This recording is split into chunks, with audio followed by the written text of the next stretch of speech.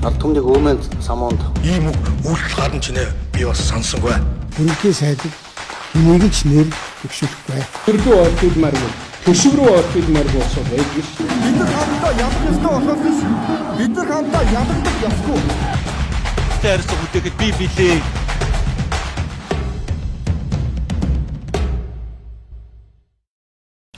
Орон дөрвийн үзэгчтэй энэ телевизээс хамт байгаа та бүхэндээ баярлалаа. За лавгийн тойм нэвтрүүлгийн энэ 7 хоногийн дугаарт улсын хурлын гишүүн, эрүүл мэндийн сайд, тогтмолын мөнгө сайхан оролцоход бэлэн болсон байна. За танд орон өдргий. За орон өдөр. За таны ажил тавлаг уу? Ажил тавлаг ажил ихтэй л. За ажил ихтэй. За өнгөрсөн 7 хоногт бас танаас салбартаа тантай холбоотой нэлээд олон асуух зүйлүүд гарч ирлээ. Тэгээ энэ 7 хоногийнхоо дугаарын зочноор мөнгө сайхан сайдтай ер нь эрүүл мэндийн салбарын нэг бодлого ямар хөө зөв рүү явж байна.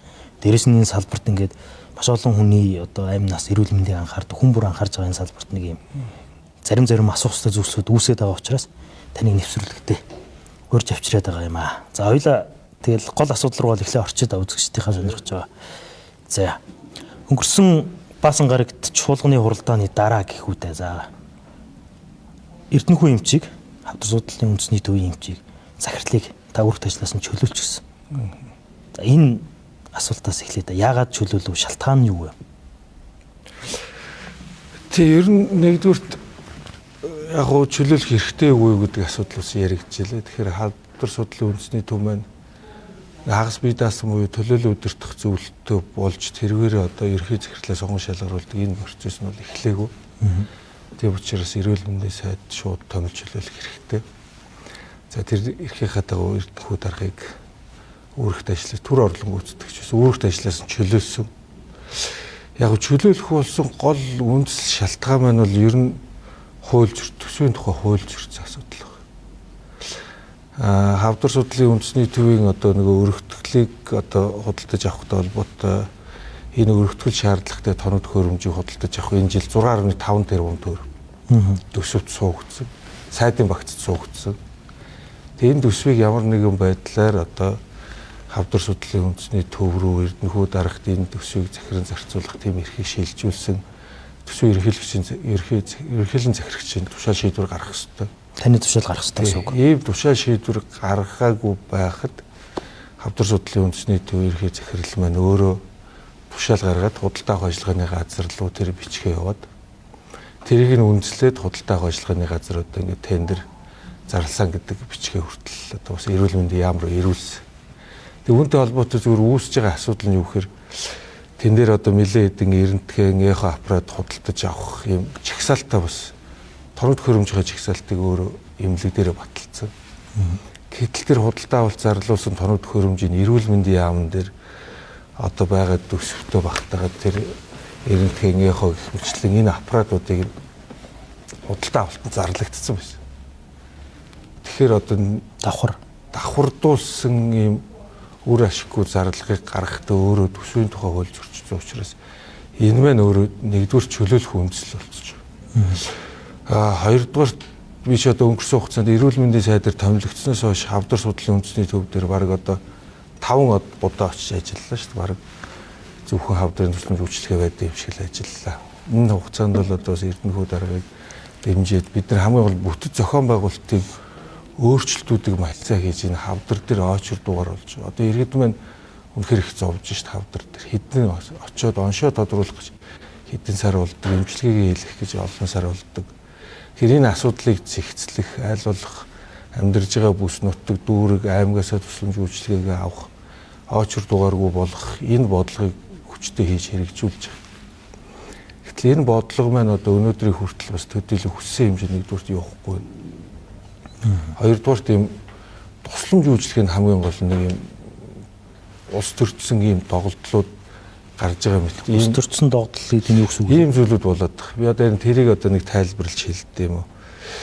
Одоо жишээ нь сая сүүл та сонссон нөгөө хавдар судлалын үндэсний төв дээр нөгөө судсан дотор ангиографийн нөгөө бөглөдөг хэрэгсэл юм тасалдлал байхгүй бол эмнэлгийн тусламж үйлчлэгээ тасалдлал гэдэг зүйл их яригдсан.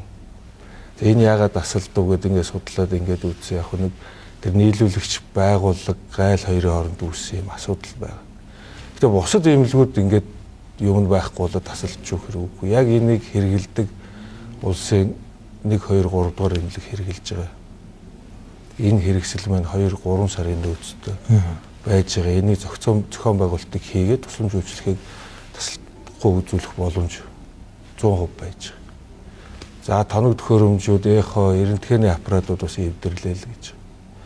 Гэтэл эдрийг чинь жил болгоны баталгаат хугацаа сервис засвар үйлчлэгийг нэг гэрээ контрактыг хийж явах эрх нь тэр үндэсний төвийн дарагт байдаг. Энэ гэрээ контрактыг хийгээгүй. Тэгээд энэнийхээ доголдолгүй явуулах үйл ажиллагааг нь хангахгүй. Инхээр эн чинь эргээд тусламж үйлчлэгээ доголдох ийм асуудал үүсэх эрсдлүүд. Эдгээр маань өөрөө эргээд нэг жоохон тийм улс төрчсөн асуудал болоо явчихж байгаа. Энэ одоо би одоо танаас асууя л да. За таны хэлж байгаагаар тэр аппарат дээр нь хэрэгтэй байгаа тэр тоног төхөөрөмж юмнуудаа аваагүй одоо ингээд нөөцгүй болчлаа гэж юм тийм ээ. За тэгсэн чинь энэ дээр ус төржөд байгаа юм нь юу вэ? Ажлын хариуцлага юм шиг надад бол сонсогдоод байна. Ус төржөд байгаа юм нь юу вэ? Албаар тэрийг авахгүй байгаад танд асуудал үүсгээд байгаа мó эсвэл өөр цаанууд бас ус төржилт гэдгийг нь би нэг гайхаад байна л да. Харин энэ одоо зөвхөн хавдрын имлэг дээр хэрэглээд ингээ хэрэглэхгүй одоо бусад имлгүүд нь бас адилхан тасалдаад ингэж явж чинь үнэхээр нөөц нь хомсдоо тасалдаад болохгүй асуудал байна шүү дээ.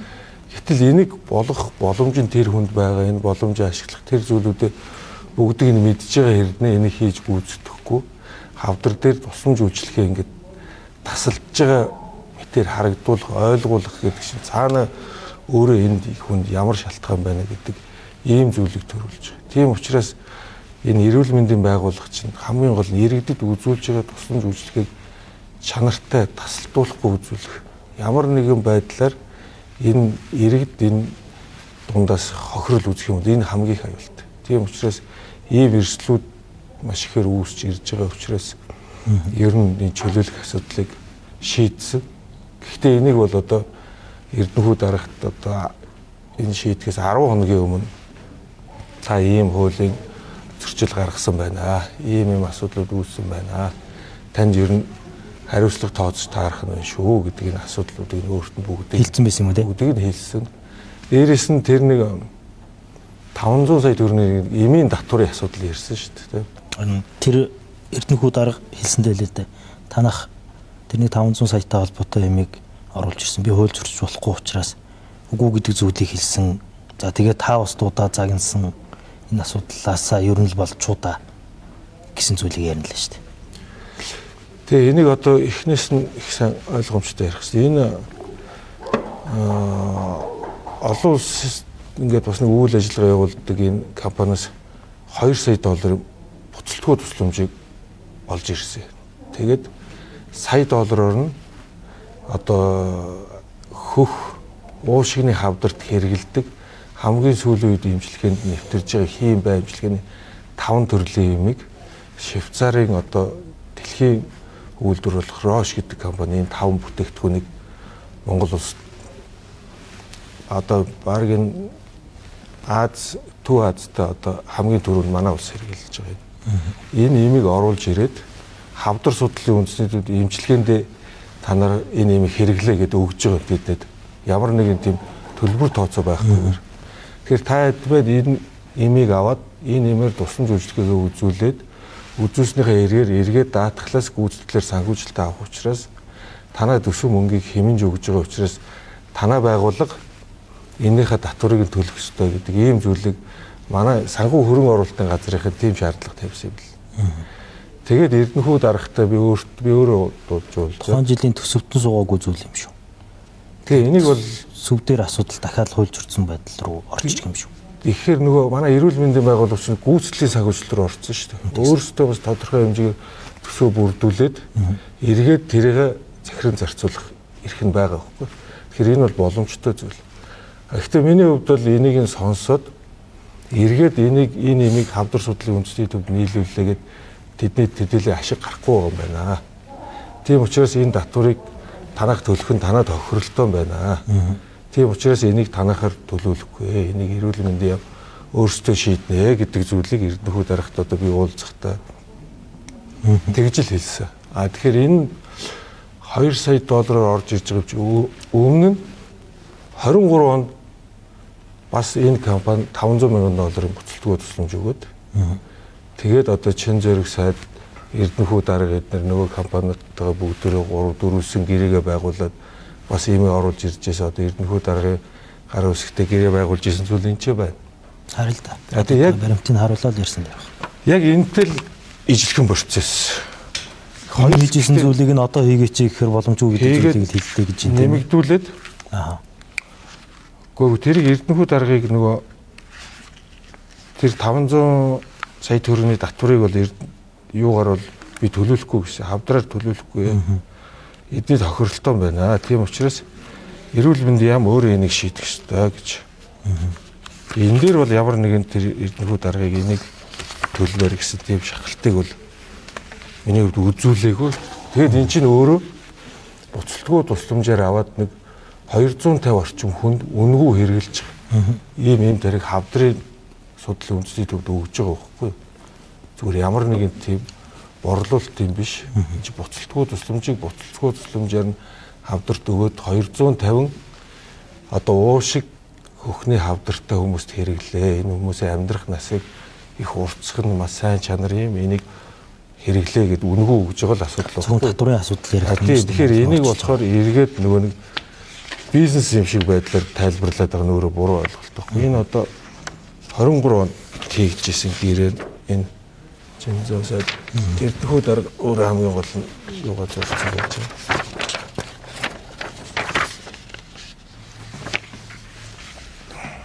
Ийм уу юу байна тийм ээ. Энэ болохоор за ийм гэрээ. Энэ болохоор саяны худалдаа авалттай 24 оны гэрээ. Энэ нийлүүлэгч компани эдний албан ёсны дистрибьютор нь Монс компани учраас Монс машин тээвэрлээд Монгол улсад оруулж ирээд эмнэлэгт хүлээлгэж өгөх ажлыг Монсыг хийж байгаа.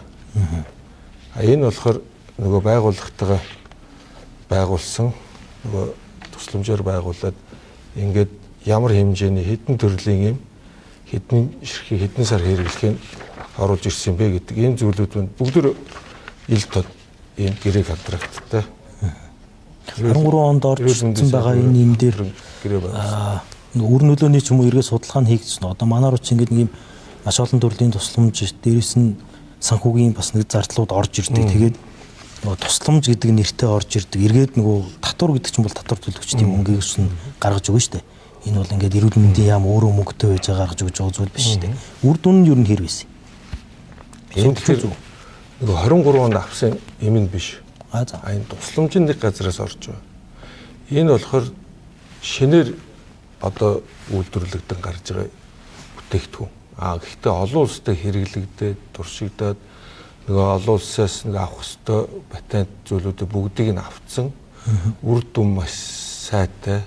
Одоо хамгийн гол нь уушиг хөхний хавдрын хүмүүсийн амьдрах насыг уртсгаж байгаа бай дархлаа хэмжлэгийн асуудал. Манай дээр байгаа хавдруудын бас төгөөмөл тохиолдлуудын нэг вэ шүү.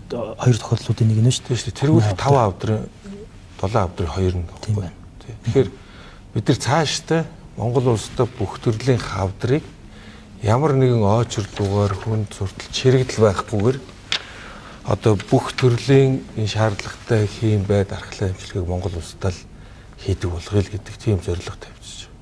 Тулгамдаад үеийн асуудал хавдар бол манай хамгийн том асуудлуудын нэг болчлоо. Энэ дээр хоёулаа төвлөрж ярина. Би сая таны ярианаас улс төрчүүд гэдэг зүйлийг хоёр ч удаа сонсчлоо. Тэгээд өөрөө тэрийг лавлж асууад байна л да.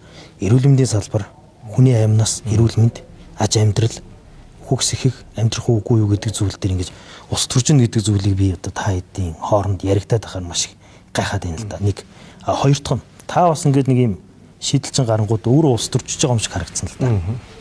Өнгөрсөн Баасан гарагийн чуулган дээр за Чимбүрэн гишүүн таяр бас нэг юм оруулж ирсэн асуудал дээр санал зөвөрлөлтсөн дээр эрүүл мэндийн тэр чин даатгуулагч талын төлөөлөл орж ирсэн үндэсний зөвлөлийн асуудал байсан шүү дээ. Тэрэн дээр маргаад чуулган дуусаад чөлөөлцсөн л дөө. Та тэгээд Чимбүрэн гишүүний одоо ойрын хүн за магадгүй тэр хүнтэй хамт ажиллаж энэ хавдар судал гэдэг эмнэлэгтэр тэр хүнийг дараагаар байжгаад явсныхан дараа даргуулад явсан гэдэг ч юм уу те. Тэр агуулгаар нь Чимбүрэн гишүүнтэй л ойлголцоо ангуудаа гарч ирээд хүний ажлаас нь халаа ичж байгаа юм шүү. Тэр тийм байхгүй л дээ. Би ер нь энэ эрүүл мэндийн салбарыг ер нь улс төрчлөлтөөс хол ойлгох ерөөсөд маш их тийм сонирхолтой. Тийм одоо хүсэл эрмэлзлээ гэх юм ааш. Тэгэхгүй бол энэ эрүүл мэндийн салбар улс төрчихөөр л эргээд нөгөө иргэнд хүрж байгаа тусламж үйлчлэгээ доголдох амнаас эрүүл мэндэд охирол үзүүлчих гэдэг учраас би бол энэ тал дээр улс төрчлөлтийг одоо байхгүй байх ёстой гэж үздэг хүн. Ер нь огт байхгүй байх ёстой салбарч та. Тий.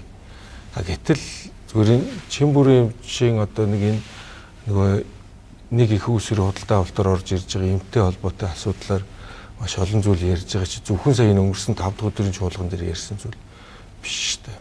Эндээс яриад өөрөө мэдээлэл хийгээл лайв өмнө яриад мэдээлэл хийгээд энийг буруу гэдэг зүйлийг их удаан хугацаанд ярьсан.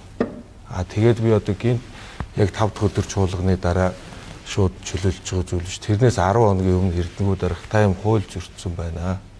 Тийм учраас одоо энэ дээр хариуцлага тооцоохоор аргаалгаа гэдгийг нэгдүгээр хэлсэн. Хоёрдугаар яг энэ улс төрчлөлтийн асуудлууд биний түрүү ярьсан тэр эмнэлгийн тусламж үйлчлэгээ доголдох эрсдлүүд 2-3 тохиолдол гарцсан байхгүй.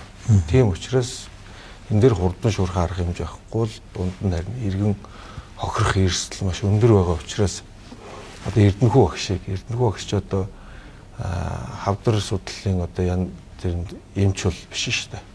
Сургуульд ангаахын сургуульд ажиллаж исэн багш хүн.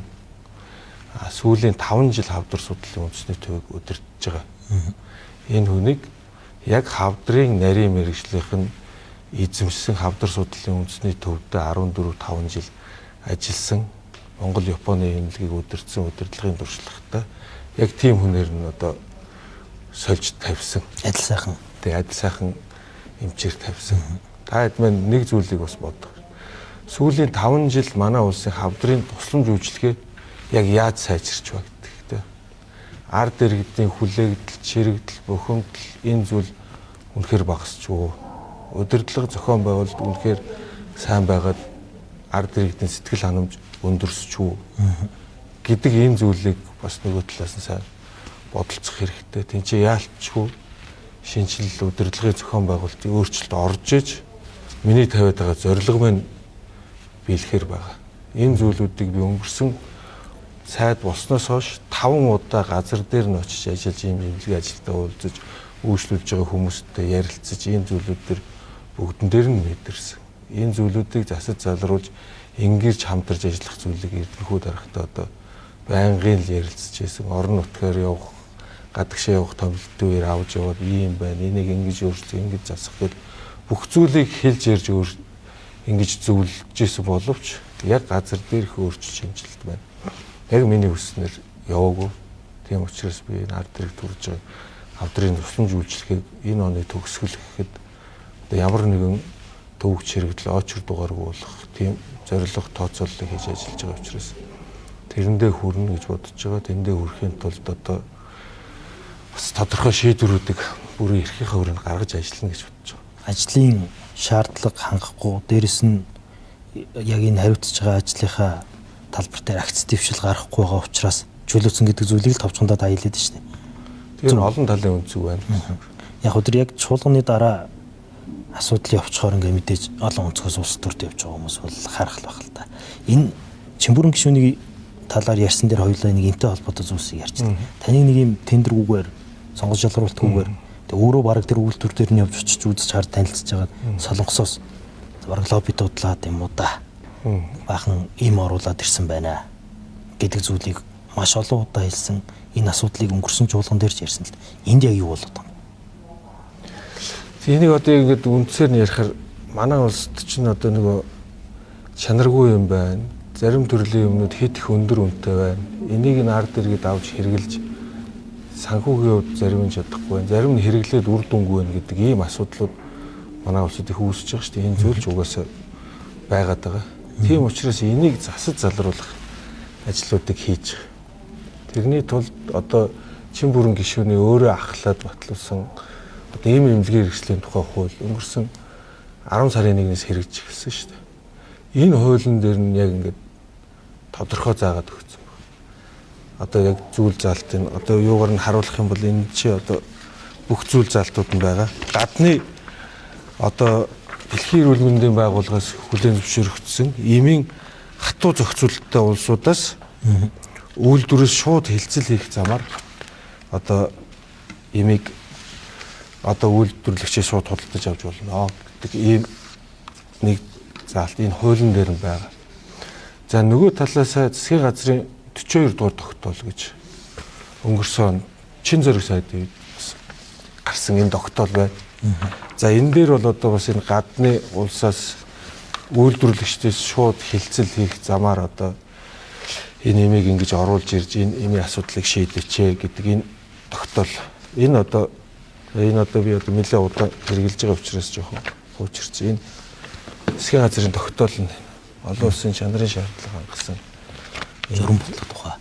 Олон улсын чанарын шаардлага хангасан хүний ийм эмнэлгийн хэрэгсэл био бэлтгэл вакциныг гадаад улсын үйлдвэрлэгчид эсвэл олон улсын байгууллагаас шууд болон дамжуулан худалдаж авах журмыг хавсралт ёсоор баталсахаа гэдэг 42 дугаар тогтоол байна тийм ээ. Хавсралчин дээр нь маш тодорхой бүх журам нь байна тийм ээ.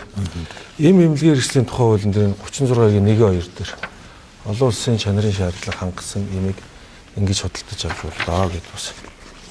За 36-гийн 1-2 олон улсын чанарын шаардлага хангасан хүний ийм эмнэлгийн хэрэглэгдэхүүн био бэлтгэл вакциныг гадаад улсын үйлдвэрлэгчээс эсвэл олон улсын байгууллага эмийн зохицуулалтын үнэлгээгээр Дэлхийн эрүүл мэндийн байгууллагаас хүлээн зөвшөөрөгдсөн эмийн зохицуулалтын эрх ухий байгууллагуудтай гадаад улсаас шууд болон дамжуулан худалдан авах бол гэдэг заалт байна тийм ээ. 24 оны 6 сарын 5-ны өдөр орсон. Тэгээд энэ хуулийн заалт энэ тогтоолуудыг үндэслээд ингээд хийгдэж явж байгаа ажил юм байна. Тэгээд тэр Жимбүрэн гишүүн ярьж байгаа нэг олон улсын байгууллагуудаас авахгүй яасан бэ гэдгээс тэр бол их зөв. Бид нар энэ олон улсын байгууллагуудаас авах гээд судалгаануудыг хийсэн. Энэ судалгаанууд дээр ирж байгаа одоо жишээ нь нэгдсэн үндэсний байгууллага хүүхдийн сан бол бас энэ зарим улсуудад нэгдсэн худалдаа авалтыг хийж зохион байгуулж өгдөг. Тэрэн дээрх эмнүүд нөгөө ийм эмнүүдийг нийлүүлэх боломжтой гэж ирсэн эмнүүд нь болохоор манай улсад төдийлөн сайн өргөн хэрэглэгддэг. Тийм эмнүүд байсан. Хоёрдугаар өргөн хэрэглэгддэг эмнүүдийг нь бид нар авч үзсэн. Ингээд нөгөө бидний гадаад саяны авсан үйлдвэрлэгчтэй хийсэн хилцэл үн хоёроо харьцуулаад үзэхээр нөгөө бидний хилцлээр хийсэн үн дахиад хэд дахин хямд байгаа байхгүй. Тэгэхээр бидний гол зорилго чинь юу вэ? Чанартай эмийг хямд үнээр оруулж ирэхийн тулд энэ хуулийн өөрчлөлтүүд энэ тогтоол шийдвэрүүд чинь гараад байгаа шүү дээ. Тийм учраас энийг хийж. За тэгээ нөгөө талаас нөгөө олон улсын тендер зарлахгүй яасан бэ гэж. Олон улсын тендер зарлахаар яг хуучин процесс мэн явна. Одоо жишээ нь манад хэлэгдээд яригдаад байгаа нэг эмтгэхийн чанар муутай хийм эмчилгээ хийлгээд дараа нь хордлого тайлах эмчилгээнд маш их зардал өгж байна. Энийг солиоч гэдэг асуудалтай. Одоо нөгөө хавдрын эмнүүдийг гэтэл олон улсын тендер зарлахаар нөгөө саяны яриад байгаа юм чинь дахиад хямд үнээр ороод. Тэгэхээр тендерийнхаа хуулийн дагуу хямдыг авах бол энэ та хэдийн оруулж ирсэн биш нөгөө нэг хямд үнээр орж ирсэн имийг нь авахулах гэдэг шүү дээ. Тий, одоо яг нэг хуучин хэвэндээ үлдэх гэдэг байгаа байхгүй. Тэгээд нөгөө талаас Монголд үйлдвэрлэсэн бол давуу тал болно гэнэ. Тэгэхээр манад үйлдвэрлэж байгаа зарим юм тарин чинь үйлчлэгээ байхгүй байгаа шүү дээ. Тийм. Тэгэхээр тэдгээр маань дахиад давуу тал болол ороод ирнэ. Бидний өнөөдөр авч хэрглэж байгаа юм тарин дээр чанарын ямар ч ахиц гарахгүй болчихж байгаа байхгүй. Би яг энэ нэмтэй холбоотой зүйлийг танаас асууад. Энэ манад нэг юм эмийн эмнэлгийн хэрэгслийн бизнес ерөөсөө дэлгэрчжээ. Одоо шулуухан л хэлээ. Одоо энийг хийдэг хүмүүс нь манай эмчнэр тэгээд дээрэс нь эмнэлгийн дарга нар эрүүл мэндийн салбарыг төлөөлж ажилладаг энэ улс төрд явж байгаа хүмүүс байгаад байна. Яг саяын таны хэлдгээр тэр хавдар дээр би нэг зүйлийг гайхсан. Надад тантай ярилцлага хийх өмнө нэг хүн гомдол ярьж хэлсэн байхгүй. Тэр хүн юу гэж хэлсэн бэхээр аав нь хавдартай. Тэгээд боломж болцоороо гэр бүлээрээ мөнгө цуглуулад сонголттой Япон, Солонгос, Тайван гэдэг ч юм уу те чанарын өндөр түвшинд байгаа химийн хорн баг тэр нөгөө нэг эмчлэх хавдраа эмчлэх процент нь илүү 80% ч юм уу энэ нэмийг авах гэхээр манад орж ирэх боломж байхгүй. Бараг л нуур хуураар яаж орж ирэх юм бэ улгаагаар гэдэг нэг үнц. Саяын таны хэлдэг нөгөө баг үнэтэй энтгэхээс авцсан эмнүүд маань маш их химийн найрлагатай химийн бодисыг гаргах үйлчлэгийг дарах зүйл байхгүй. Нөгөө өвс ундаг дээрэс нь нөгөө хавдар эмчлэх процент нь 20-30% гэдэг. Ийм нэг зүйл би бүр энийг гайхаад бид нар ингэж сонголттой байж болохгүй юу? Боломжтой бол тэр үнэтэй юм авъя Япон Солонгос. Боломжгүй бол энэ юм авъя. Тухайн иргэн надад ямар юм хэрэгтэй вэ? миний гэр бүлийн хүнд ямар юм хэрэгтэй вэ гэдгийг сонгоод аваад хэрэгжилж болохгүй гэж үү? Бид нар яагаад ингэ заавал нэг юм хүчээр нэг юм төрөөс нэг хямд юм дээр очичоод энэ сонголтонд очиод эрүүл мэндээр хохироод байгаа юм. Харин тэгэхээр одоо яг энэ асуудлыг шийдэж байгаа. Одоо жишээ нэг иргэн Монгол улсад ингээд тийм эмчилгээ хийхээр энтэг төркөл байна. Тэрийг нь хийлэхээр гаж нөлөө их байна. Тэгэд би солонгос явууд хийлгэж байна гэдэг ингээд солонгос явууд хийлгэж. Хийм эмчилгээг ч ганц хийлгээд болчихгүй. Бараг 10 удаа явна. Тэгэхээр тэр хүн 10 удаа дахиж солонгос руу сар болгон явах хэрэг гарч. Солонгосоос тэр имийг нь авчих ихэр манай улсын эмийн бүртгэлд байхгүй манай улсад орж ирэх боломжгүй. Тэгэхээр ямар нэгэн байдлаар зөвхөн тэр хүний хэрэглээг оруулж ирэх боломжгүй болчихж байна. Тэгэхээр бид нар яг л энэ асуудлыг шийдэж байгаа. Одоо хамгийн сүүлд бид нар 23 нэр төрлийн юм оруулж ирсэн. Сүүлийнх нь яг 5 төрлийг солонгос хийм эмчилгээ. Энэ нь яг солонгосын зах зээл дээрээ байдаг эмнэлэгтэй хэрэгэлдэг энэ 5 төрлийн юм байхгүй. Тэгэхээр одоо яг энэ 5 төрлийн юм хэрэгэлдэг хүн солонгос руу явж хийх шаардлагагүй болчихж байгаа. Дотоодоос авах. Бид нар энийг нь харьцангуй хямд үнээр аваад хавдар судлалын үндэсний төвд нийлүүлээд өгч байгаа. Одоо ингээд бусад эмнэлгүүдэд хэрэглэх боломжийг олгох. Энэ дээр яг энэ 5 төрлийн одоо үүний хувьд одоо зарим нь хямдарсан, зарим нэг нь баг зэрэг нэмэгдсэн ийм асуудал байгаа. Гэхдээ нөгөө энтхийг улсад үйлдвэрлэгдсэн гэж яриад байгаа нэг хамгийн их одоо нөгөө гаж нөлөө ихтэй гэдэг. Одоо яг хамгийн их хэрэглэгддэг 5 төрлийн юм чинь энэ 5 төрлийн юм байхгүй. Энэ дээр одоо 5 төрлийн эмтэйгээ Солонгос улсаас хэдэн төгрөгөөр орж ирж байгаа. Хуучин хэдэн төгрөг байсан. Гэт ингээд эдгээр бүгд төр байж байгаа. Энэ хоёрын хооронд одоо ерөөсөө нэг 11 сая төгрөгийн зүрх байна. Гэтэл энэ чинь хэдэн 100 хэдэн мянган хүн хэрэгжилж байгаа юм ийм баг зүрх гараад. Гэтэл энэ чинь Солонгос явах маш олон явж хийм эмчилгээ хийх хүмүүсийг хөнгөвчилж маш их эдийн засгийн хяналтыг манай улсад авчирж байгаа байхгүй. Явах боломжтой хүн байна, боломжгүй хүн байна. Боломжгүй улсууд нь байна. Тэгэхээр гих мэтлэн бид нар яг энэ эвнүүдийг шийдээд өнөөдрийн байдлаар 23-ыг шийдсэн. Одоо Япон улсаас 8-ыг оруулж ирэхээр дахиад дараагийн төрлийн нэмэгдэх гэсэн үг. Одоо бид нар манай улс чинь ер нь 4,000 гаруй төрлийн юм тариа хэрэглээд байгаа шүү дээ. Энэ болгоныг бид нар өргөн хэрэглээтэй манай улсад үйлчлэгээ чанар муугаа өндөр үнэтэй байгаа тэр болгоныг барьж авч бид нар энэ бодлогоо хийж хэрэгжүүлэх байхгүй. Ингээд эх оны төгсгөл гэхэд бид нар чанаргүй байдаг, хэд өндөр үнэтэй байдаг энэ юмнуудээсээ бид нар салъяал гэдэг энэ том бодлогын эхлэл. Энэ ихтэй өнгөрсөн оны 9 сараас хийж хэрэгжиж эхлээд 11 сард эхний эм тарианд орж ирсэн. Сая 4 сард яг хавдрын 5 төрлийн юм орж ирж байгаа. Ингээд энэ үеэс л одоо нэг ийм нэг асуудал энд л их ашиг байгаа юм шиг гараагүй гэдэг ийм зүйл зөвчлөлийн их ашиг байгаа юм шүү. Одоо тэрийг нь би одоо яг тогтоож өрсөн юм байхгүй болохоор би бол тэгээ та ер нь юу гэж байна гэж би бол хувийн хувьд. Хувийн хувьд одоо би та бол бас мэдээлэлтэй зарим зүйлсээ бол харж мэдчихэл байгаа гэж байна.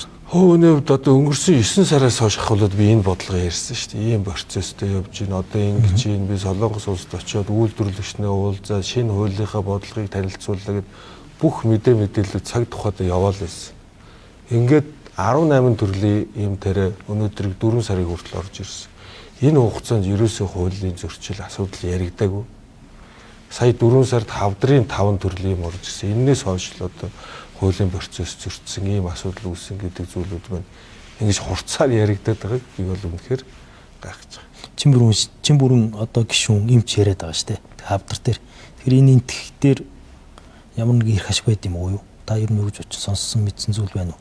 Надад бол гайхалтай санаг. Энэ бол хүний эрүүл мэнд шүү дээ. Монголд хавдраар гэр бүлийн ямар нэгэн хүн өвдөөгүй хүн гэж одоо ер нь баг байхгүй боллоо. Маш их асуудалтай байна. Жил тутам 8,000 шин тохиолдол бүртгэгдэж байна. Өдөрт 14 хүн хавдраас болж нас орж ийн гэдэг мэдээллийг би хамгийн сүүлд авчаа байж байна. Таны мэдээлэлтэй зөрөх хэсгийг нь бол мэдэхгүй байна. Тэг ийм зүйл дээр ингээд ойлголцохгүй ийм асуудал яриад байгаа нь би бол гайхал юм л да. Би ч одоо улсын хурлын гишүүн, засгийн газрын гишүүн учраас одоо бас тийм байж магадгүй гэдэг байдлаар ярьж одоо бас хүнийг гүтэх харлуу.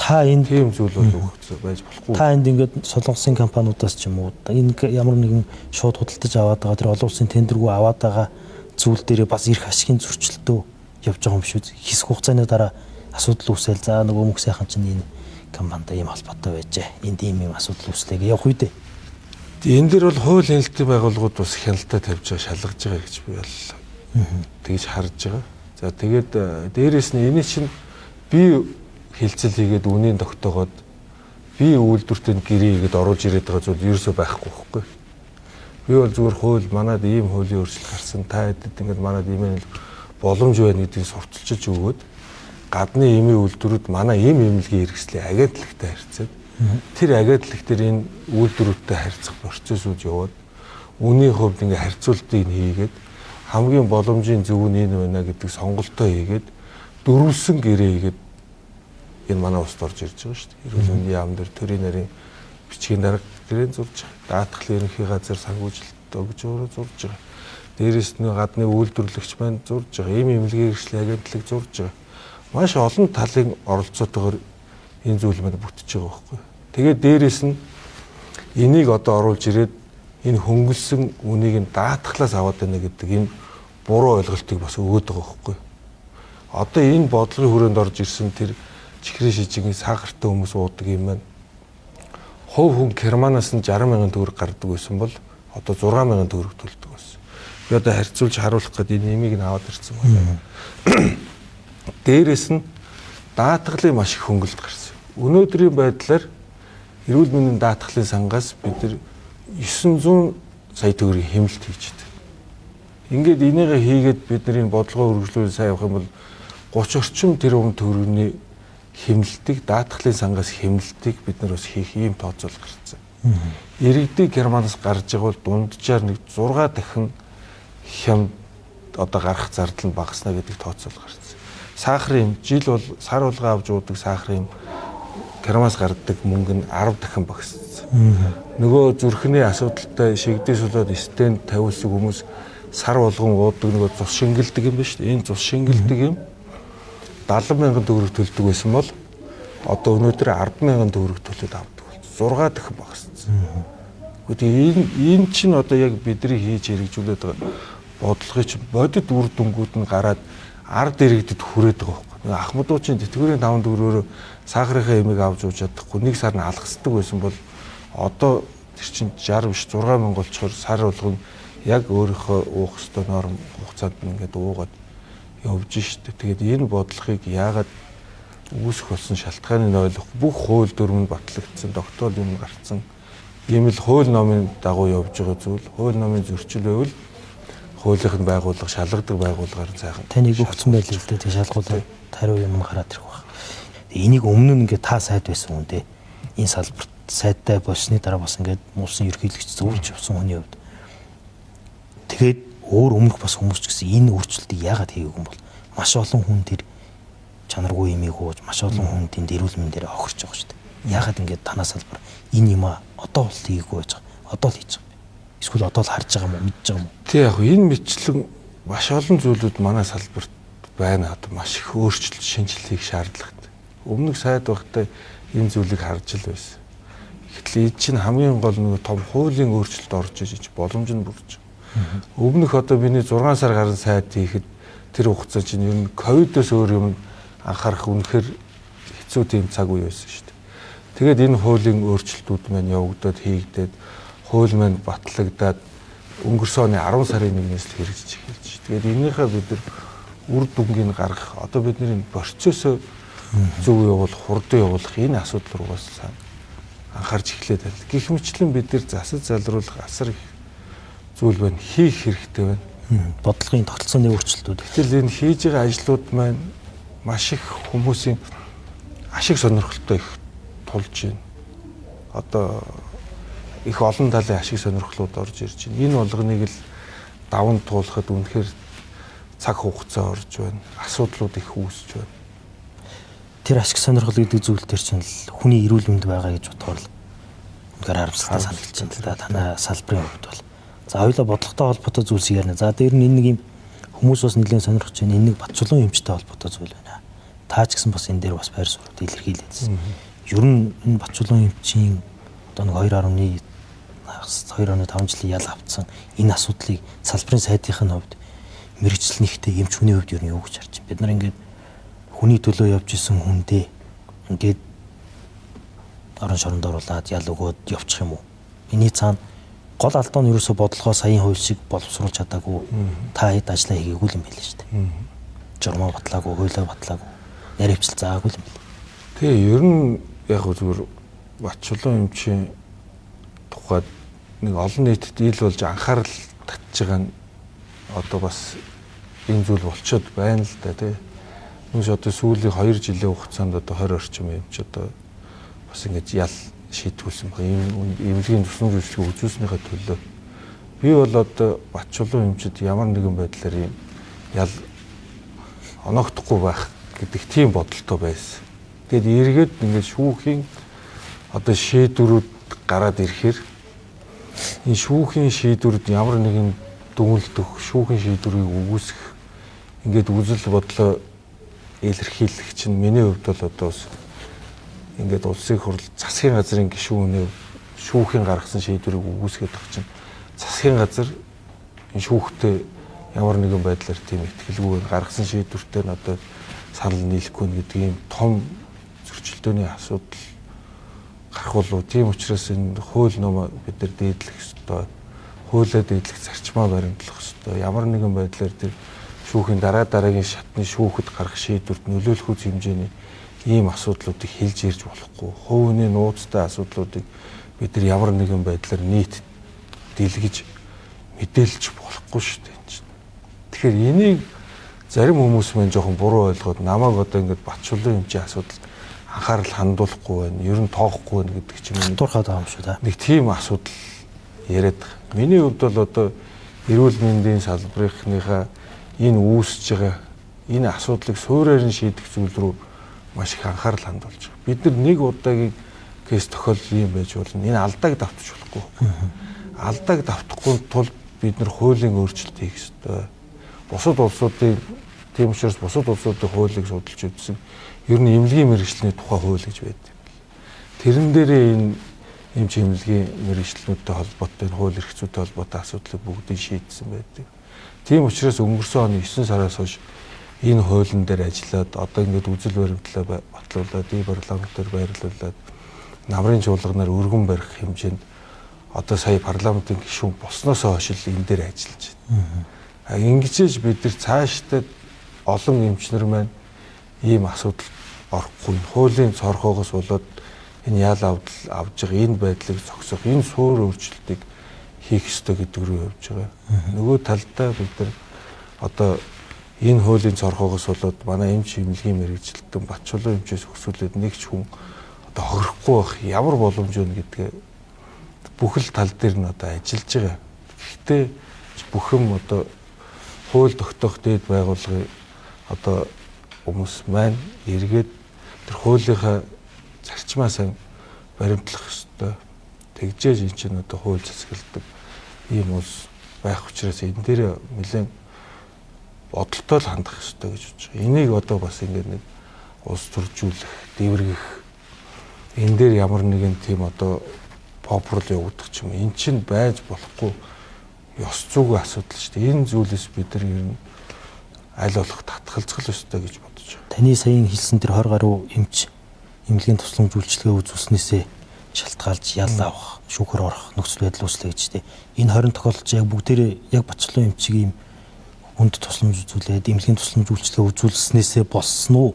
Эсвэл гарч байгаа мэдээллүүдийг харахад бол ихэнх нь нөгөө авилга албан тушаал гэж ингээл явждаг. Танаа одоо газрын дарга нарын чинь агентлагийн дарга нарын чинь ингээл ачаал аваа явждаг ийм нөхцөл байдал байдаг шүү дээ. Тийм зүйл байна уу энэ тоо дунд? Би болохоор тусламж үйлчлэгээтэй юм ярьж байгаа. Яг тэр 20 бол тусламж үйлчлэгээтэй холбоотой. Авилгал албан тушаалтай хэрэг бол энэ дээр бол ялаа авах ёстой, шийдвэрлэх ёстой. Энийг барьж байгаа зарчим эмч эмнэлгийн ажилтнууд одоо ямар нэгэн одоо хариуцлага хүлээх ёсгүй гэдэг зүйл яриаггүй. Эмнэлгийн тусламж үйлчлэхээр үзүүлэхдээ ямар нэгэн байдлаар санаатайгаар хохирол учруулахыг одоо хүсээгүй тохиолдолд эрүүгийн хуулиар ялаа авах ёсгүй л гэж. Одоо энэ 20 тохиолдлуудаас аваад үзэх юм бол ийм байдаг байхгүй. Согтуугаар явж байгаад хүн дайрж гэмтээгээд амь насыг нэрсдүүлчихэд тэгээд тэр хүн мэдээж түргэн тусламжаар ингээд эмнэлэгт хүргэгдэнэ. Тэгэхэд тэр хүмүүс яадаг вэхээр хуулийн зорх ашигладаг. Тэр хүн эмнэлэгт амьд хүрэгдсэн. Тэгэхэд эмнэлгийн тусламж үйлчилгээтэй холбоотой энэ дээр асуудал байгаа гэж ярьж ээж энэ тал дээр маш олон зүйлүүдээр явж хуулийн зорхыг ашиглаж ээж тэр согтуу явж бод хүний амьнаас хохироцсон иргэн эмчтэй ял хуваалцдаг байхгүй. Ийм л зүйл одоо манай нийгэмд эрүүл мэндийн салбарт байгаад байгаа байхгүй. Манай эрүүл мэндийн салбарын одоо хүний эрүүл одоо байлгах эмчлэх эрхтэй ч гэсэн өөрсдөө бас эн чинь одоо үүрэгтэй ч гэсэн өөрсдөө бас эн чинь одоо эрхээ эдлэх ёстой шүү дээ. Гэтэл энийг юм зөрчиж байгаа зүйлүүд цөөнгөө маш их гараад байгаа байхгүй. Энэ зүйлийг суурьаар нь бид шийдэхгүй болохгүй л гэдэг тийм байр суурь. Таныг бас нөгөө хүүхдүүдтэй нь уулзж явахдаа бас жоохон зохимжгүй байр суурь илэрхийлжлээ гэж би ярьслахыг харж ирсэн л да онгор зүйлгээд охин илэрхийлсэн бэл. Уучлахгүйхаас өөр арга байхгүй ч гэдэг. Уучлахгүй нь гэдэг чинь ерөнхийлөгчөөс л хүсдэг зүйл. Дээрээс нь би энийг хийсэн юм аа намайг өршөөнө үү гэдэг ч юм уу ийм агуулга. Тэгээд тэр хүний шүүхийн шийдвэр чинь дуусаагүй одоо дээд шүүхтэр явж байгаа. Тэгээд дээрээс нь ингээд танаа зөвлөл гэж байдаг юм байл шүү дээ. Энэ зөвлөлөөс чинь ингээд албан ёсны нэг дүгнэлт гаргаа өгчөөч. Энийг шүүхтэр хэрэглэхэд ч гэсэн бас хэрэг болох юм шүү дээ гэхээр одоо энэ дүгнэлт гараад нэмэргүү дээ гэдэг зүйлийг хэлсэн байлаа. Тэгээд эдгээр энэ байр суурьд чинь харахаар бас жоохон хатуурхуу хандж гинүү гэж олон нийт бол үзэл хараад тань дээр бас асуудлууд яриа л. Тэгээ энэ дээр яах вэ? Би одоо тэгээ нэг иргэнтэй уулзсан асуудал бүр ингээ нэг дэлгэрэнгүй ярих нь бас нэг ёс зүг байх. Тэгээ би ямар нэгэн байдлаар хэвлэл мэдээлэл ярьцлах өгөх гэж тэр хүмүүстэй уулзааг байхгүй.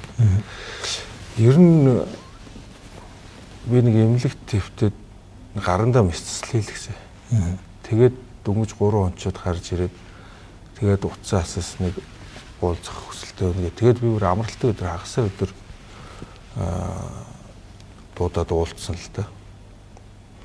Тэгээд энэ дээр зүгээр ер нь процессын юу болсон бэхээр ер нь Батчулуун эмчийн маань одоо нэг биеийн байдал нь бас нэг тийм сайн биш байна. Бид нар ер нь нэг жоохон хугацаа алдах юм бол их илүү их эрсдэл өндөртэй болох юм шүү. Одоо бас ингээд дээд шүүхийн процесс маань хэрэг удах юм.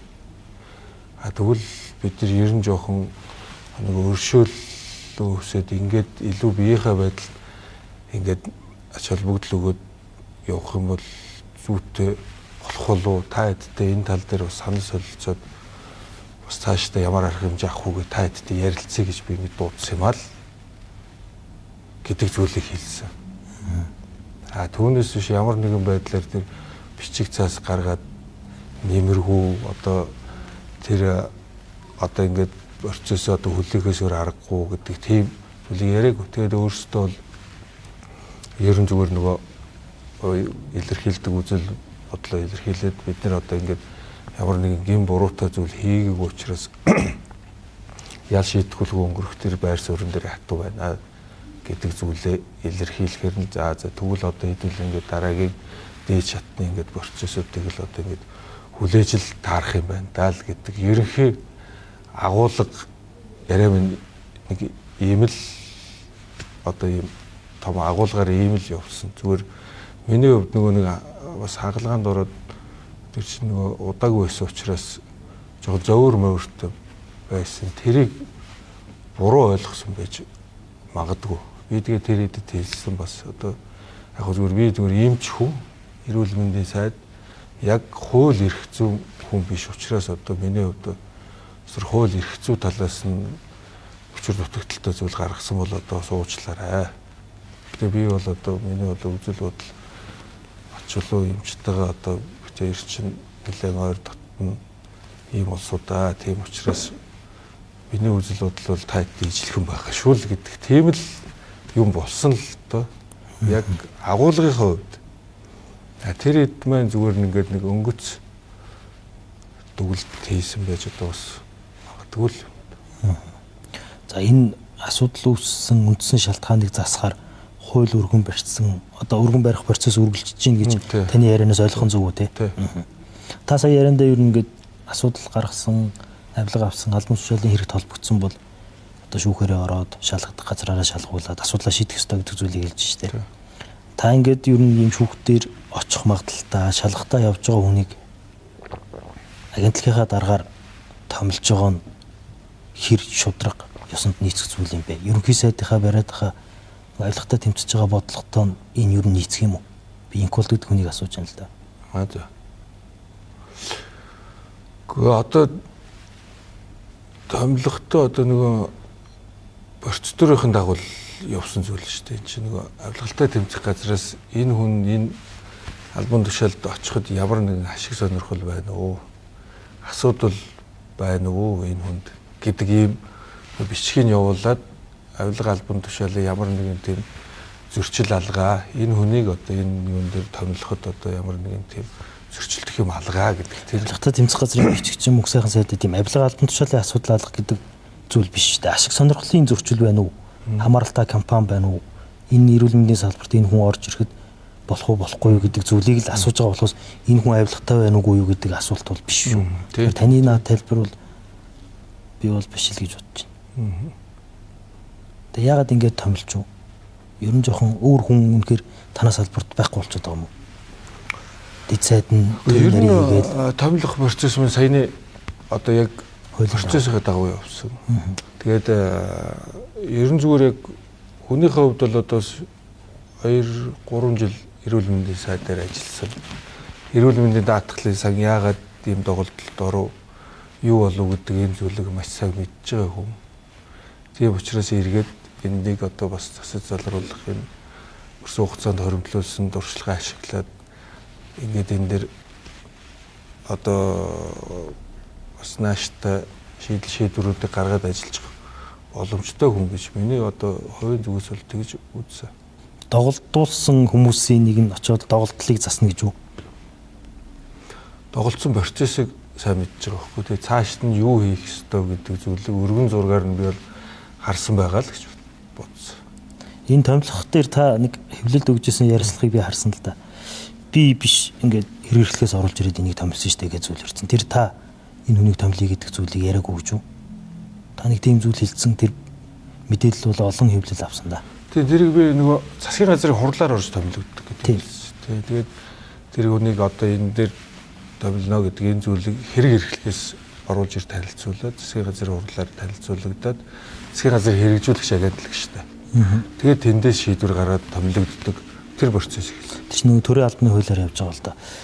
Таны санал ороогүй гэж үү? Томилын энэ хүний гэдэг санал хэрэг эрхлэх рүү энэ хоосон энэ орон тоон дээр ер нь томилыг ихтэй би бол одоо төрөний хэлсэн байр суурь дээр л бас энэ хүн бол одоо бас ийм туршлагын үед болж байна.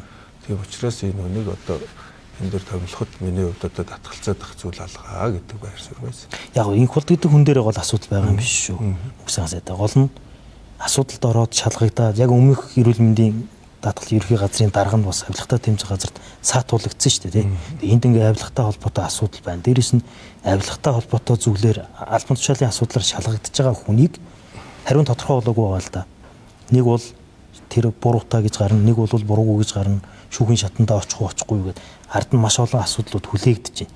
Одоо ингээд томилцсон ажлаад хийгээ явж итэл авилгатай тэмцэх газар прокурор руу хэрэгэн очоод прокуророос шүүхтэр очоод энэ хүн ял авал та ер нь мэдээж чөлөөлөх л байх л та. Гэхдээ ингээд ийм томилгоо хийсэн танд ер нь ямар нөхцөл байдал үүсэх вэ? Та энэ бодож үзсэн үү?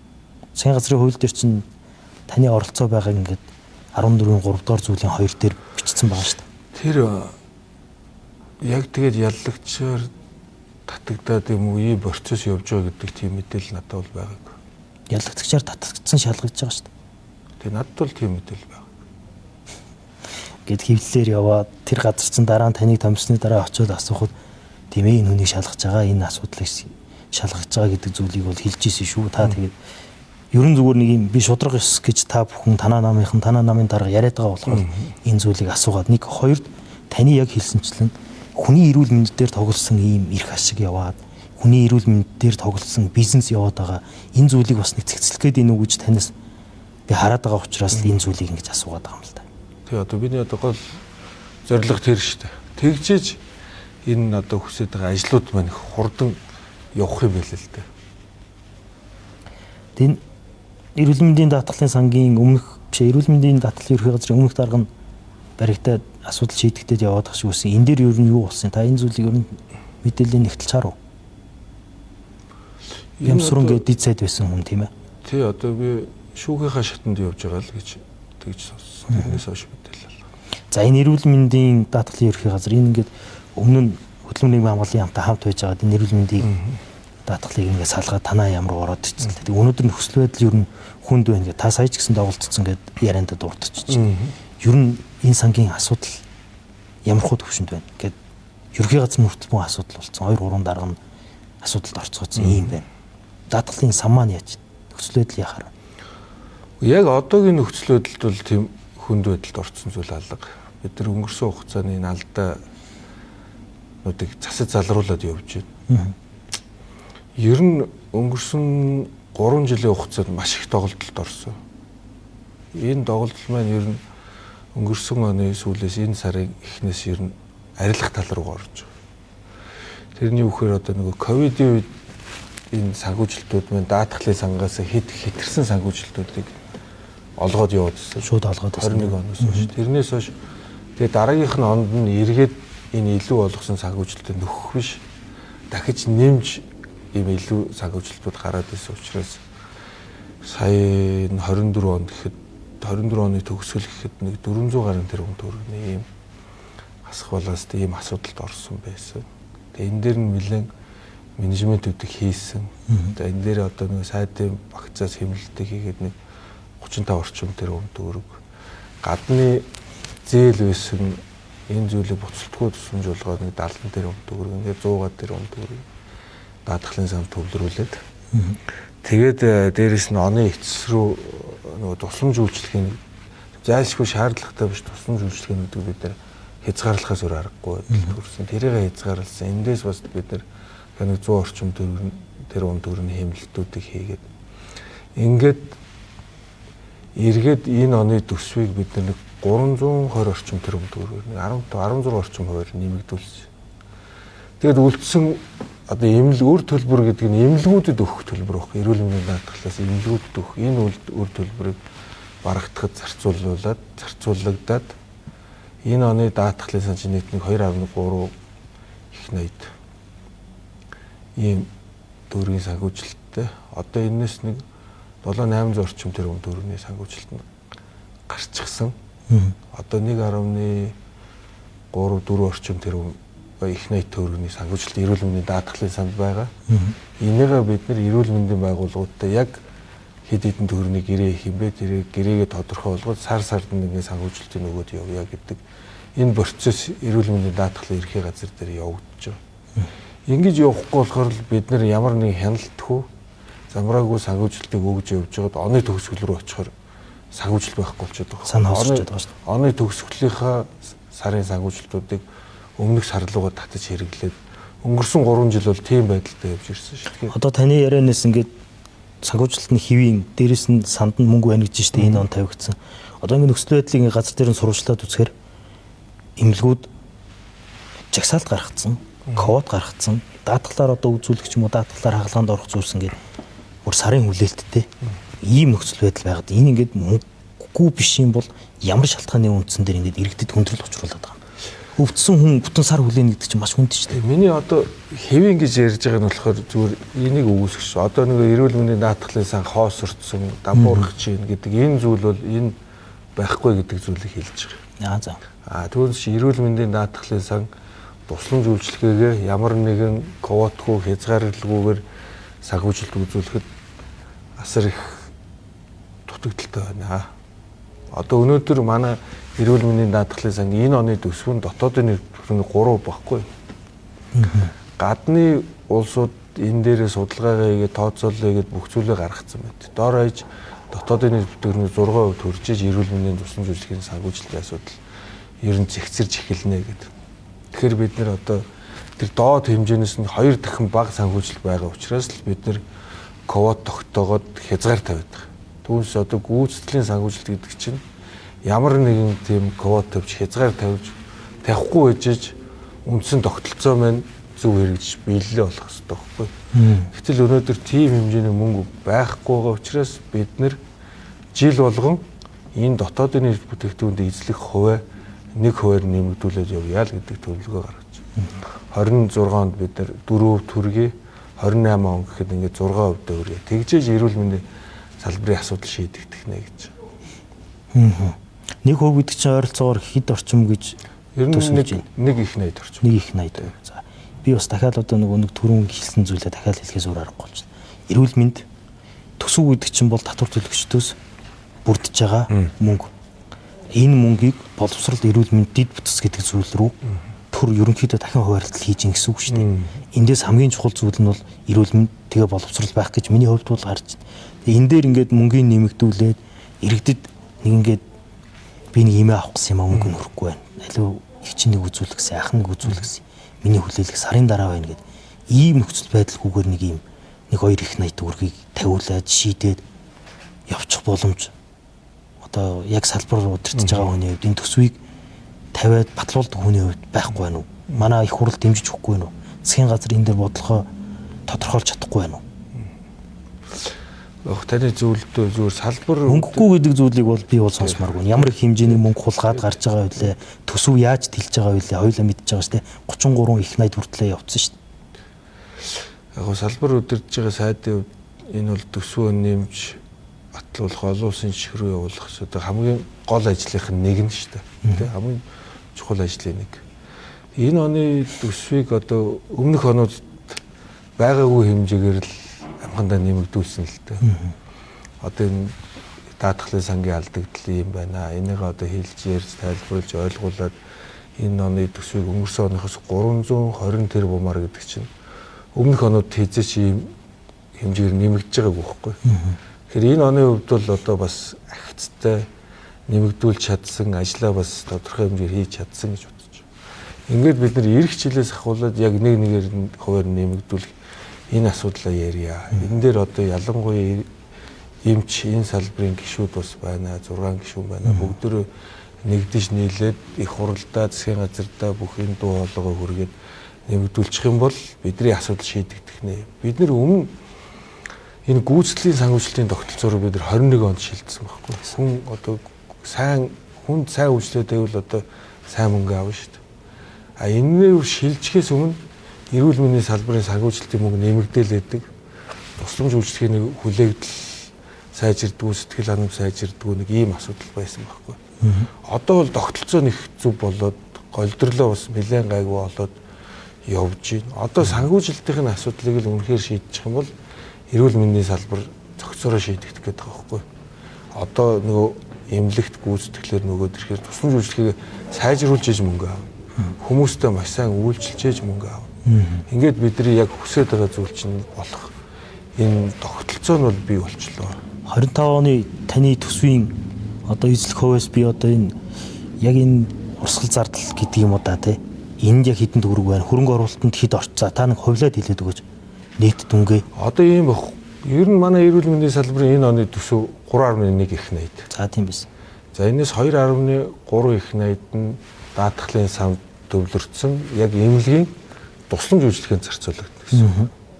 За хөрөнгө оруулалт дээр энэ жил 60 тэрбум төгрөг. Энэ 60 тэрбум төгрөг маань төвлөрөл сааруулах бодлого орон нутгууд ялангуяа 45 тэрбум нь орон нутгуудад тоног төхөөрөмж, хавдрын тусламж үйлчлэгийг энэ жилдээ сайжруулах гэдэг бодлого барьсан. Ингээд ийм тоног төхөөрөмж авах зарцуулагдах мөнгө. За үлдсэн 3.1-ээс үлдсэн санхүүжилт нь болохоор нэг улсын төсвийн байгууллага байгаа шүү дээ. Жишээ нь цус хэлбэл судлалын үндэсний төв гэхээр ямар нэгэн гүйцэтгэлээр санхүүжих боломжгүй. Энэ дээр тавигдсан төсөв мөнгө гэдэг энэ рүү зарцуулагдаж байгаа юм л мөнгө. Би одоо ингээд бодлогын хувьд танаас нэг дахиад 2-3 асуулт асууад үзье гэж байна. Энэ ингээд баггүй хэмжээний мөнгө тавигдаж байна. За таны үед сая 300 гаруй тэрбумаар нэмэгдчихэж байна гэж штэ. Ингээд энэ дээр танаа салбарын хувьд авч хэрэгжүүлсэн нэг зүйл бол энэ гүйцэтгэл буюу нөгөө эрхэндээ үйлчлээд эргэнээсээ эргээд энэ хүн болж чинь, энэ эмч болж чинь, энэ эмнэлэг болж чинь гэдгээс санхүүжилт нэмэгдээ явчихж штэ. Энэ эрүүл мэндийн салбарынхаа тогтолцоог ер нь бүгдээр нь өөрчилмөр юм шүү. Бидэд чинь ингээд их мөнгө тавьчихдаг. Барилга, эмнэлэг. За мэдээ шаардлагатай тоног төхөөрөмж рүү зарцуулна. Гэхдээ тэр нь асар бага шүү. Хавдар судлалын үндэсний төв маань Эмират аппаратгүй одоо энэ 6 сард бүр гадны зээл тусламжаар авах гал байж байгаа юм байна шүү дээ. Австрийн ийм том эмнэлэг, энэ том асуудал дээр ганц юм дутчихад энэ тоног төхөөрөмж. Тэгэхээр ингээд нэг юм бодлогын хувьд жоохон өөрчлөлт хиймэр юм шүү зайдаа. Бид нар ингээд эмнэлэг рүү, барилга руу хүн хүч рүү ингэж зарцуулах биш. Зарим зүйлийг нь магадгүй ингээд хувийн хвшил рүүгээ гаргах, зарим зүйл дээр нь төр оролцсон ч гэсэн гэдэг арай өөр байдлаар яваад ингээд явах хэрэгтэй юм шүү. Тэгэхгүй л ингээд асар их төсөв аваад тэрийг ингээд урсгал зардал руугаа зарцуулаад явчаад буруу хэмнэл, буруу үр дүнгүй бодлого руу яваад байгаа юм шүү. Та юу гэж бодож байна? Тэгээ миний хувьд одоо яг үнэхээр асар их мөнгө гэдэг чинь түрүү дотоодын нэг бүтээгдэхүүнд эзлэх хуваар явна шүү дээ. Тэгэхээр олон улстай харьцуулахаар доод хэмжээнээс нь 2 дахин бага мөнгө байна. Тийм учраас энэ өөрөө манай салбарт яг бүр тийм асар их хэмжээний мөнгө гэдэг нь биш болчиход. Одоо жишээ нь нөгөө 2.3 их 80-аас чинь 1 их 80 50 тэрбум төгрөг нь зөвхөн цалин мөнгөнд зарцуулагдаж байгаа байхгүй юу? Ийм ч имлэг ажилтны цалин мөнгө. Тэгэхээр энэ их тийм их мөнгө биш болоод яг манай улсын хэмжээ, салбарын хэмжээнд аваад үзэхээр бид нар хувийн хвшлүүдэд дэмжих бодлогоодыг өнгөрсөн хугацаанд явуулж ирсэн шүү дээ. Энд ийм учраас одоо төр хувийн хвшлийн ялгааг арилгах энэ бодлогыг явуулж ирсэн. Тийм ч учраас энэ хавдрын тусламж үйлчилгээ чинь хувийн хвшил рүү бас нэлээд хэсэг шилжсэн. Бусад төрлийн одоо нөгөө зүрх судас, хоол уусруулахын тусламж үйлчилгээ гэсэн хувийн хвшил рүү шилжсэн. Төвлөрөл тодорхой хэмжээгээр саарсан. Манай улсын хувьд бол ер нь бодлого нь бол их тодорхой болсон шүү дээ. Бид нар гүйцэтгэлийн санхүүжилт нь бол ерөөсөө хамгийн зөв оновчтой юм байна гэдэг одоо өнгөрсөн хугацаанд хэрэгцээ энийг дэлхийн эрүүл мэндийн байгууллага, олон улсын байгууллагуудаас хийж хэрэгжүүлээд дүгнээд энэ ерөөсөө зөв байна, яг зөв голдрол руу анхан шат руугаа санхүүжилт нь их явж байна. Ард иргэдэд эрүүл байх бодлого руу явж байна. Энэ бол зөв юм а гэдгийг тодорхой болсон. Тогтолцооны хувьд бол анхан шат, авалгаа шат гэдэг 2 шаттай. Өрх сумын эмнэлэг ингээд өрх сумын эмнэлгээс л авалгаа шат руугаа шаардлагатай бол очдог өрх сумын эмнэлгээ бэхжүүлэх бодлого сайн явагдаж байна. Сумын эрүүл мэндийн төвүүд нь улсынх байна. Өрхийн эрүүл мэндийн төвүүд нь одоо хувийн хвшилтэй байна. Авалгаа шатлын төв эмнэлгүүд засаглалын хувьд хагас бие даасан байдал буюу төлөөлөл өдөртөх зөвлөлтөй байгаад өөрсдийнхөө бодлого шийдвэрүүдийг гаргаад явах нь хамгийн зөв юм а гэд өнгөрсөн хугацаанд судалгаануудаас бүгдээрээ гарцсан. Тэгэхээр бидний явж байгаа бодлого бол зөв. Одоо энийгээ гүйцэтгэлийн төвшөнд сайжруулах хэрэгтэй байна. Хоёрдугаар санхүүжилтийг нь яг хүргээд өгч хоол гэж. Дотоодын бүтээгдэхүүний 6% хүргээд өгчих юм бол эрүүл мэндийн салбарт байгаа асуудлуудад гарч байгаа зүйлүүд дээр бүх зүйл дээр одоо хариуцлагыг шууд одоо ингээд хүлээхэд бэлэн байхгүй бид нар. За нэвтрүүлгийн маань цаг бас төгсөж нэг сүүлийн 2-3 асуулт байна. Та бас нэг товчхон хариулаад өгөөч. За энэ зүгээр танаа салбар ингээд нийгмийн эрүүл мэнд гэж ярьдаг штэ урьдчилан сэргийлэх энэ чиглэл рүүгээ яг ямар бодлого барьж байгаа юм. Эмнэлгүүдийг хөгжүүлээл, эмнэлгүүд барайл, эмнэлэг барайл тэгэл ингээл тоног төхөөрөмж гэл ингээл өвдсөний дараах зүйл дээр нь бид бүхэн ач холбогдол өгөөл штэ. Яалтчгүй өвдөж байгаа тохиолдлууд нь их байна. Урьдчилан сэргийлүүл уг нь бас тэр ачаалт чинь үүсэхгүй байгаад хүн эрүүл байвал та бүхэн эмнэлгийн ажилчид ачаалттай байхаас ачаалал нь багасхаас гадна бид нар өөрсдөө эрүүл амьдрын шүү дээ. Ямар бодлого баримталж эрүүл мэнд юм. Одоо ер нь өнгөрсөн хугацааны манай бодлогын алдаа. Ерөөсөө өвчнийхэн дараа эмчлийн эмнэлэг өрөө эмч гэдэг ийм бодлого явсан. Одоо бид нар юу ярьж байгааг өвчин үүсгэж байгаа шалтгаан эрсдэл хүчин зүйлүүдтэй тэмцэе. Нэгдүгээр, хоёрдугаарт эрт илрүүлэг урдсан сэргийлэхээ тогтолцоог оновчтой зөв болгож бага зардлаар их өвчлөлийг одоо илрүүлдэг болгоё. Гуравдугаар тусламж үйлчилгээгээ аль болох хүн амьдарж байгаа бүс нутагтаа авах боломжийг олгоё. Монголдо эмчилдэг өвчин байхгүй болгоё гэдэг энэ зохис бодлогыг хийж хэрэгжүүлж байгаа. Энийг эмийн зөвлөл гэж байгаа. За дээрэс нь Монголд орж иж байгаа эмдэр үнэхээр анхаарал хандуулж өөрчлөлт хийх шаардлагатай байна. Монголд худалдаж авж байгаа антибиотик за гадны өөр улсуудад очиод аваад ууж байгаа антибиотикийн үйлчлэгээ шал өөр байна гэж байгаа байхгүй. Өөр байгаагийн ч одоо ингээд биеэрээ мэдэрч байна. Мэдэрч байгаа хүмүүс олон байна. Тэгэхээр энэ нэг юм тэгсэн ирнэ хажуу оронд байгаа, ойр оронд байгаа улс орнуудтай харьцуулахад 2-3 дахин үнэтэй боддог. Чанар нь 2-3 дахин муу боддог. Бид нар чинь тэгээд тэр имийг уучлал эмчлүүлэх гэж байгаа болохоос биш тэрэнд дадал болох гэж тэр имэнд мөнгө зарах гэж иргэд ер нь энэ олсон хэдэн төгрөгөө зарцуулаагүй л дээ. Энэ дээр ямар бодлого барихаар байна? Гайгүй сайн имийг нь оруулж ирдэг боломж болцоог нээгээд өгж болохгүй юу? Сонсголын үеэр бас ингээд бас нэг мап гэдэг шиг имийн мап гэдэг зүйл гарч ирсэн. Тэгээд ингээд сайд нар нь бас холбоотой байгаа л ингээд оруулахгүй энэ имийг гаргахгүй гэл таны энтэй адилхан зүйл яригдаад байдаг болчлоо. Тэгээ бид нар яг энэ асуудлыг шийдэхийн тулд бас юмн дээр юм цогц бодлого хэрэгжүүлж байгаа. Тэрний нэг нь энэ нэг их үүсвэрийн худалдаа авалт. Нөгөөх нь эмийн зөвлөлийг энэ шинэ батлагдсан хуулийн дагуу дахиад шинээр байгуулсан шүү дээ.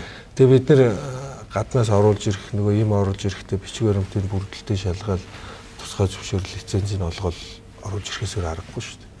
Ингэж оруулж ирээд шаардлага бичиг заасны шаардлага хангасан эмнэлгийн хэрэгслийг оруулж ирээд тэгээд зарим нэг тодорхой шинжилгээнүүдийн лабораторитой хийя гэхээр лабораторийн мань хүчин чадал болохгүй байгаа шүү дээ. Тэгэхээр энэ лабораторийг олон улсын түвшинд хүрсэн стандартын лабораторио барьж байгуулах ажил байна эхэлсэн. Одоо ингээд 11 сард ашиглалтанд орох гэж байна шүү дээ. Тэгээд дээрэс нь энэ гадны хатуу зохицуулалтын улсуудаас орж ирж байгаа чанартай юмуд дээр лицензийг нь одоо хэлбэршүүлэн журмаар орлох хэрэгтэй гэдэг энэ ажил маань явагдаж байгаа. Нөгөө талаас энэ эмийн бүртгэлийн нэгдсэн том систем маань одоо ашиглалтанд ороод эхнээсээ туршилтынхаа бүртгэлүүдийг хийгээд эхэлж байна. Ямар юм хэдэн төгрөгөөр аль улсаар ороод ирв гэдэг үйлдвэрлэлийнхаа дугаараар бүртгэгддэг. Хаана аль эмийн сангаар дамжаад иргэнд хүрчв, манай улсын нөөц ямар байна гэдэг энэ бүртгэл мэдээллийнхаа тогтолцоог бид нар бий болгоцсон. Энийгээ өшөө сайн бэхжүүлээд тэгээ бидний нэг их хүсрийн худалдаа авалтын бодлого чинь өөрөө саяны таны хэлээд байгаа бүх зүйлийг засах бодлого. Хувийн хвшлийг оруулж ирэх боломжийг олгоно. Хэрвээ тэд нэр зах зээлээс хамаагүй өндөр үнэтэй чанар муутай юм оруулж ирээд байвал тэрийг төр шууд бодлогоор эргээд хэдэн төгрөөр хаанаас авах боломжтой. Тэр боломжийг бүрдүүлээд хязгаарын тавьж өгдөг. Ийм л тогтолцоороо бид нар орж байгаа. Эхийн тул энэ чинь нэг өдөр нэг сарын дотор өргөс авж байгаа юм шиг бүх юмыг ингэж шийдэх боломжгүй байхгүй.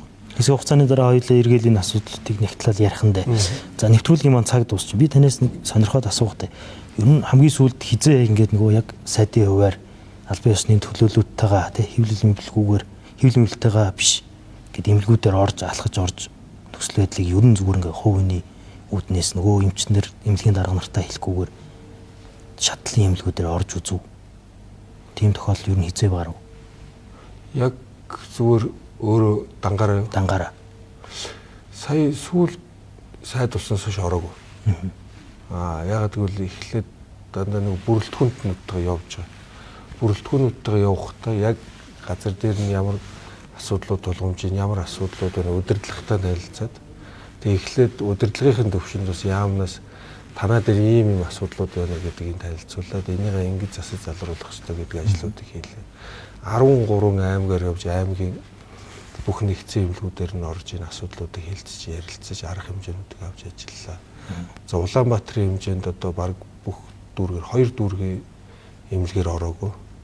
Лавлгаа шатлалын төв эмнэлгүүдээс 1 2 3 дугаар эмнэлгээр орсон. Хавдар судлалын үндэслэл бүрэлдэхүүнтэйгээ дандаа нэг ажлын танилцсан ажилтай одоо яг ажлын уулзтал хийгдсэн гэсэн үг шүү дээ. Тийм.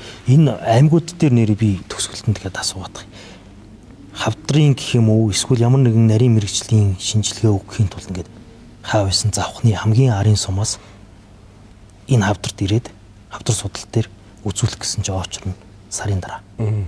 Тэгээ энэ нөхцөл байдлыг бид нар ингээд засаад тэр аймгийн орон нутагт нь шаардлагатай тоног төхөөрөмж мэрэгчлэнүүдийг нь бэлдээд өгөх юм боломж байхгүй юу? Бас л нөгөө төсөв дээр очиж унчиж гин үү? Хизээ энэ бодлогыг хэрэгжүүлэх үү? Наачаар нь төсөв дээр очиж унахгүй. За бид нар одоо аймагуудынхаа бүх шаардлагатай хавдар нүсний үйлчлэгүүд шаардлагатай бүх тоног төхөөрөмжийн жагсаалтыг гаргаад худалдаа авалтыг зарлалцсан.